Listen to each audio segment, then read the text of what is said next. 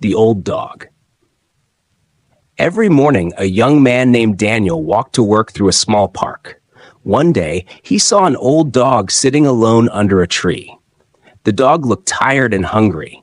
Daniel felt sorry for him, so he gave the dog some food. The next morning, the dog was still there. Daniel gave him food again.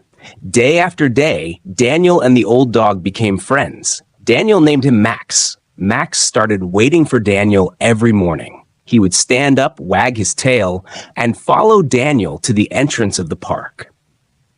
One rainy morning, Daniel was late for work. He ran through the park without stopping, but Max followed him.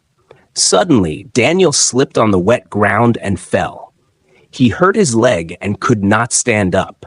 Max immediately ran to the road and started barking loudly. A woman heard the barking and came to see what was wrong. She found Daniel on the ground and called for help. Because of Max, Daniel was taken to the hospital quickly.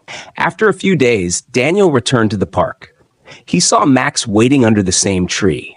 Daniel smiled and hugged him. "You saved me," he whispered. Years passed. Max became older and weaker. One winter morning, Daniel came to the park and found Max lying quietly under the tree. Daniel sat beside him and held his paw. "You stayed with me when I needed you," Daniel said. "Now I will stay with you."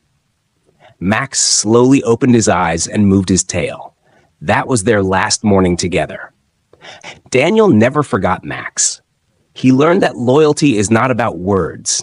It is about staying beside someone, especially when they need you the most. Sometimes, the most loyal friend is the one who cannot say a single word.